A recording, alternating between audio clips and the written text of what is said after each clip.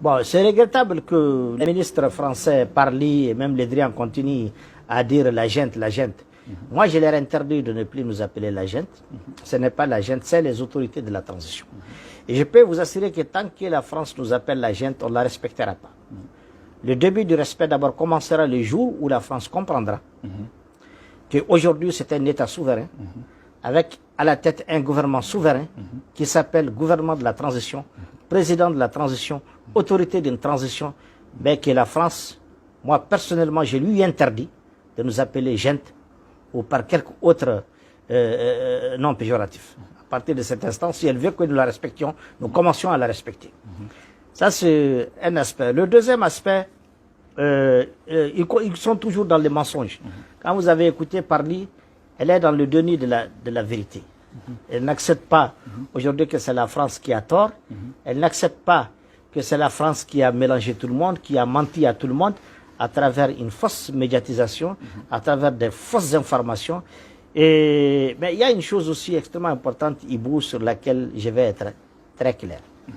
À supposer même qu'il y ait eu un accord avec le Danemark, à supposer même que le statut ait été défini par les anciennes autorités, à supposer même que toute la base de la collaboration était légale, juridique. Mais rien n'interdit à un État souverain de rompre une collaboration. Absolument. Dès lors que je dis, oui, c'était légal, c'est juridiquement reconnu, mais aujourd'hui nous pensons que nous n'avons pas atteint les objectifs escomptés, ça ne donne pas les résultats que nous souhaitons, nous avons la liberté d'arrêter ça. Oui, mais comment comprendre l'insistance du Danemark avec la France derrière?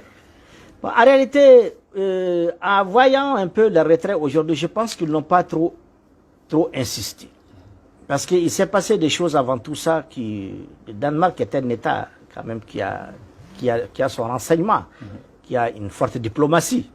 Je crois qu'au stade actuel, le Danemark sait qu'aujourd'hui, le Mali, les autorités de la transition, on a dépassé les stades de nous infantiliser ou les stades de la complaisance. Les choses sont très sérieuses pour que le Danemark se laisse manipuler, infantiliser, embobiner par la France, qui elle-même aujourd'hui n'est pas la bienvenue. Vous savez, moi, à la place des autorités de la transition, je dis carrément à la France de foutre les camps. Elle n'a aucune raison d'être là aujourd'hui. Oui, c'est vrai que elle a échoué. Il y a des millions de Maliens aujourd'hui qui demandent aux autorités de la transition de demander à la France de faire partir leur armée qui est présente sur le territoire malien. Alors, vous êtes de cet avis? Mais bien sûr, je suis même en tête de ceux qui pensent que depuis longtemps, la France devait foutre les camps du Mali, parce qu'elle ne fait rien. Mais elle n'arrive pas à comprendre qu'aujourd'hui, jusqu'à maintenant, nos autorités continuent à lui donner une seconde chance. Mais ils ne veulent pas la saisir. La France ne veut pas saisir cette seconde chance de faire sa propre introspection, de faire son mea culpa, de s'auto-évaluer et comprendre qu'elle a tort sur toute la ligne. Pendant 10 ans, pendant 60 ans, votre partenariat a été un échec cuisant. Et pendant 10 ans, l'échec est devenu, sur le plan sécuritaire, dramatique. Alors, qu'est-ce qu'ils vont y raconter encore? Mais la France n'a plus d'argument aujourd'hui pour convaincre les Africains en général et les Maliens en particulier aujourd'hui que sa collaboration est bénéfique. Au contraire, moi je pense qu'aujourd'hui, la France doit saisir cette occasion que jusqu'à maintenant les autorités de la transition n'ont pas pris la décision souveraine de leur dire de plier vos bagages. Ils peuvent le faire. On peut le faire pour leurs médias de propagande, des RFI et France 24. Pour le moment, ce n'est pas officiel. Mais le peuple l'a demandé et le peuple le réclame toujours. Alors la France doit comprendre que si les autorités de la transition jusqu'à maintenant n'ont pas dit à la France et à ses médias de plier bagages, c'est une façon de leur donner une seconde chance. Votre accord de coopération militaire ne fonctionne plus. Nous ne travaillons plus sur cette base. Nous sommes un État souverain. Votre accord ne vaut rien. On vous a dit là où il ne vaut rien, il faut le relire. Si vous avez des propositions proposées, on va discuter sur une base saine. Vous ne le faites pas, alors tôt ou tard, vous allez dégager. Parce qu'on ne peut pas accepter un mauvais partenaire sur nos territoires et sur nos terroirs. Il n'a aucune raison d'être témoin de ce que nous faisons, d'être présent par rapport à ce que nous faisons, simplement parce qu'il n'est plus partenaire. Donc il doit partir. La France doit profiter de cette occasion pour essayer de se corriger et de s'adapter à la nouvelle situation d'un Mali qui est en train de se prendre au sérieux, qui est en train de restaurer sa dignité et qui tient vraiment à la volonté de son peuple. Maintenant, tout ce qui lui reste dans la bouche, c'est la démocratie. Vous savez, la démocratie, c'est quoi? Il faut que aussi la France comprenne que ce n'est plus elle qui définit la démocratie. La démocratie, nous allons la définir à notre façon. La démocratie, c'est quoi? C'est le pouvoir du peuple par le peuple. Mais l'élection n'est pas forcément démocratie. Nous allons y arriver. Mais nous allons y arriver avec nos instruments. Avec nos instruments, avec nos outils, avec nos formes d'organisation d'élection. Sinon, la démocratie, la sortie populaire d'avant-hier, c'est une forme de démocratie. Le peuple est là. Si c'est le pouvoir du peuple par le peuple est là partout. Absolument. Et c'est ce même peuple aujourd'hui qui est en train de faire trembler l'Afrique. Donc on ne peut pas discuter la légitimité aujourd'hui de la transition, ni sa démocratie, non. C'est une démocratie populaire. Peut-être nous allons lui donner une organisation plus scientifique, plus mathématique, au point de la chiffrer. Ça, c'est au moins d'élections. Et ces élections, nous allons organiser des instruments qui n'auront pas besoin d'être validés par la France, ni des élections, ni des observateurs de France, ni d'Europe. Ça se fera exactement comme ça s'est fait en France quand elle organise ses élections. Le Mali n'envoie pas d'observateurs, l'Afrique n'envoie pas d'observateurs. Donc il y a cet aspect-là. Il faut que la France change sa posture. Qu'elle comprenne que lorsqu'elle fait ses débats en France ou en Europe, il ne s'agit plus pour nous que la France dise « Nous avons décidé de ce chemin pour l'Afrique. Nous avons décidé de ceci pour le Mali. Nous pensons que pour le Mali, il doit faire... » Non. La France doit comprendre aujourd'hui qu'elle n'a rien à décider ni pour le Mali, ni pour l'Afrique. Elle doit tout simplement écouter ce que les Maliens auront décidé pour eux-mêmes, ce que les Africains auront décidé pour eux-mêmes, et venir négocier son partenariat en toute liberté en tant qu'État souverain face à un État souverain. Mais qu'ils arrêtent de penser qu'ils ont le monopole de l'intelligence, de la réflexion. Ça ne marche plus ici. Et de toutes les façons, le Mali est arrivé à un stade de non-retour. Il n'y a plus de recul. Et je crois qu'aujourd'hui, fort heureusement aujourd'hui, l'Union africaine a compris que les États africains ne sont plus d'accord avec ce sale rôle, ce mauvais travail à laquelle a été réduite notre CEDEAO.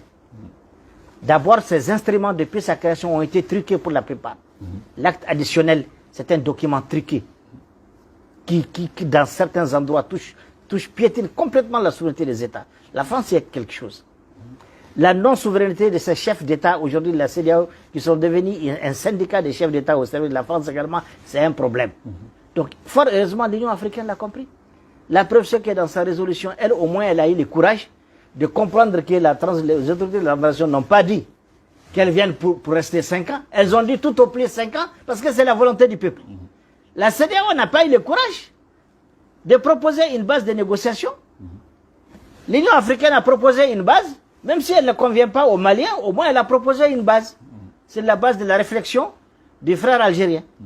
Est-ce que vous voyez? Donc ça c'est une base de discussion. Ça ne veut pas dire que c'est la période qui convient aux Maliens, ni c'est la période qu'il faut pour que nous engagions des réformes plus profondes, mais c'est une base. Donc l'Union africaine a compris, et je crois aussi que l'Union européenne a compris aujourd'hui qu'il ne faut pas à tout hasard suivre les balbutiements d'une France qui ne se retrouve plus, entre les mains d'un président qui dit une chose le matin et dit le contraire le soir, comme un enfant qui ne se retrouve plus. Ça, je crois qu'aujourd'hui, l'Union européenne l'a compris, et je crois que même les États-Unis ont compris aujourd'hui que la France n'est plus aujourd'hui une porte d'entrée en Afrique et au Mali. Cela est extrêmement important. D'accord. Alors, on a vu la ministre des Armées, Florence Parly, parler de provocation de la part des autorités maliennes. Bon, vous savez, c'est ça. Le problème, c'est que, je le dis toujours, c'est un manque de considération, un manque de respect. Lorsqu'un État comme le Mali assume sa souveraineté en réagissant de façon énergétique à des déclarations fausses, truffées de mensonges sans aucun fondement, propagandistes, avec des menaces et des insinuations de la part du ministre de la France, lorsqu'un État, aujourd'hui, réagit, et que la seule réaction de la France, c'est de ne pas prendre au sérieux cette communication d'un État souverain, ça veut dire que jusqu'à maintenant, la France est dans la même posture du manque de respect aux États africains, à leur peuple. Elle nous prend pour des gens qui ne sont pas intelligents, dont le coefficient intellectuel est bas, comme toujours, dans la manipulation, les mensonges, ou bien la peur. Bon, ça ne marche pas. C'est à ça que France comment elle s'appelle déjà, France Parly. Oui, Florence Parly. Florence Parly, c'est à ça qu'elle est en train de jouer. Elle ne respecte même plus les Français. Parce que la façon dont elle s'est comportée la dernière fois, c'était une menace. Elle a voulu pousser le Danemark dans une erreur. Très grave. Il n'y a pas eu d'incident diplomatique, heureusement, parce que les Danois ont assumé leur souveraineté. Parce qu'ils ont lu entre les lignes, ils ont compris que la France elle-même se cherche. Parce qu'en réalité, à travers cette position par rapport au Danemark, la France est sans visée. Et on va y arriver. Si elle ne fait pas bien les choses, elle va partir. Elle partira, elle va quitter le Mali et l'Europe restera au Mali. Parce que l'Europe, ce n'est pas la France. C'est là extrêmement important. Donc, par rapport à cette dame, moi, je crois que je n'ai pas tellement de commentaires. On est trop habitué à elle. On est trop habitué à Le Drian. On est trop habitué à Macron. Moi, je pense que le peuple français doit s'assumer tout simplement, dégager ces gens-là et donner une chance aujourd'hui, une deuxième chance à la France de développer un partenariat plus serein, un partenariat plus respectueux, plus sain avec le monde, même pas l'Afrique. Parce que ces rapports la politique française a rendu les peuples français même paresseux, trop dépendants. Parce qu'ils ne travaillent plus. Ils sont en train de pomper les richesses africaines, ils sont en train de voler les richesses africaines. Ils pensent qu'ils travaillent. Non, ils ne travaillent pas, ils ne font que voler seulement. Ils ne font que voler les ressources de l'Afrique, les richesses africaines, les revenus des sociétés africaines. C'est de ça qu'ils vivent. Et alors, dans une colère noire aujourd'hui, on a vu le ministre des Affaires étrangères français de l'Europe, M. Jean-Yves Le Drian, qui a une fois de plus employé le terme junte à l'endroit des autorités maliennes. Et il a parlé d'illégitimité et il a fait savoir qu'ils étaient en train de prendre une décision irresponsable. Le fait qu'ils aient demandé au Danemark de repartir. Moi, je crois que c'est Le Drian qui a eu un comportement irresponsable. D'abord, il faut qu'ils arrêtent de continuer à brandir des menaces contre des États souverains. Il a même manqué de respect au Danemark, sans le savoir, parce qu'en réalité, ils sont habitués. Vous savez, l'habitude est une seconde nature. Lorsque vous êtes habitué à malmener quelqu'un, à le manipuler, à le tromper, à faire de la propagande, vous oubliez même que la personne existe. En réalité, il a même manqué de respect au Danemark, parce que normalement, dans les bonnes conditions, la France ne peut pas dicter son option au Danemark. Dans les conditions normales. Dans les conditions normales. Alors aujourd'hui, ils sont tellement habitués au faux, au faire semblant, à la tricherie, à la fourberie aujourd'hui, qu'ils oublient complètement que les choses sont en train de changer ou les choses ont même changé. Moi, je l'ai dit dans mes propos, moi j'interdis à toute la France et à Le Drian d'appeler nos autorités juntes. Nous ne sommes pas une junte, c'est des autorités de la transition, c'est un pays en transition, c'est un président de la transition, c'est un gouvernement de la transition, c'est des institutions de la transition. Alors si la France veut qu'on la respecte, ou qu'on commence à croire qu'elle peut changer, qu'elle arrête à partir de cet instant de nous appeler juntes, ou putschistes, ou autre chose. Aujourd'hui, nous allons leur apprendre ce que c'est que le pouvoir du peuple par le peuple. Le peuple s'est assumé face au complot international, face au banditisme français et ses alliés. Le peuple s'est assumé, il faut qu'il respecte ça.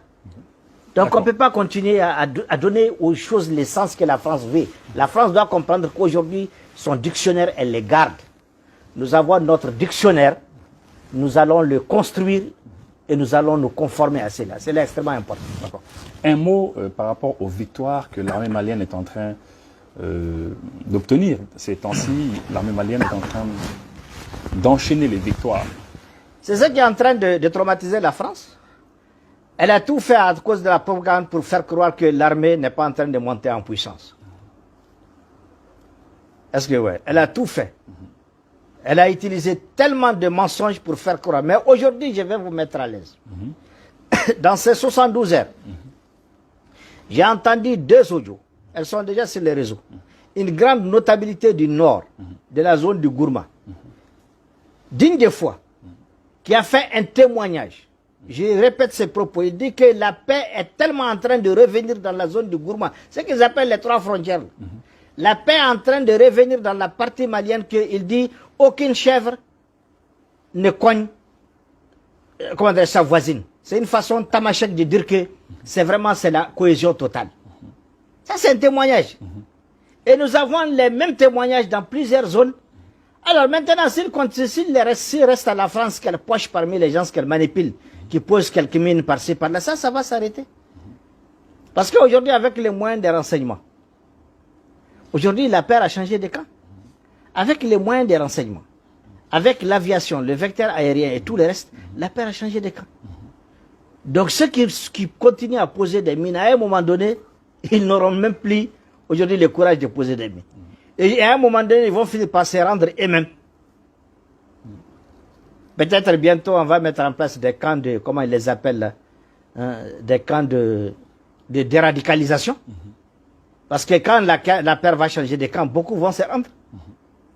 Donc il faut les encadrer, Alors les là, déradicaliser. c'est l'efficacité Donc du c'est nouveau ce qui est en train partenaire. de... Ah bien sûr, c'est l'efficacité pas d'un nouveau partenaire, de plusieurs partenaires aujourd'hui, très sérieux. Notamment plus les sérieux. Russes. En particulier la Russie, mais il y a d'autres. Il y a d'autres partenaires aujourd'hui aux côtés du Mali. Mais c'est que nous mettons l'accent sur la Russie parce que l'acharnement de la France, c'est la Russie. C'est le plus gros partenaire, c'est le plus important, c'est la grande puissance. Nous mettons l'accent sur eux.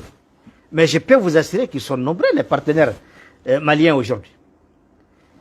Et je peux vous assurer que la paix est en train de changer de camp. C'est un acteur qui vous parle de l'accord d'Alger, qui dispose d'hommes aujourd'hui armés et des bases aujourd'hui armées qui attendent ce processus DDR là qui tarde à venir. Donc je suis sur le terrain, je sais de quoi je parle. Et je peux vous assurer que c'est ce qui est en train de traumatiser la France. Son échec de 10 ans, 10 ans de mensonges, 10 ans de mauvaise formation, 10 ans de sous-équipement, 10 ans de réoccupation de notre territoire, 10 ans d'utilisation de nos communautés et de nos armées comme des chars à canon, 10 ans de tout ce que tu peux imaginer de mauvais. Aujourd'hui, au bout d'une année et demie, avec la rectification de la trajectoire de la transition, au bout d'un aujourd'hui, on a le soulagement Et maintenant, ce qui panique aussi, c'est que ça se propage. On dit maintenant les variants Assimi Goïta, c'est ce qu'ils disent. Les variants Assimi Goïta en train de se propager. Hein? Après la Guinée, il y a le Burkina.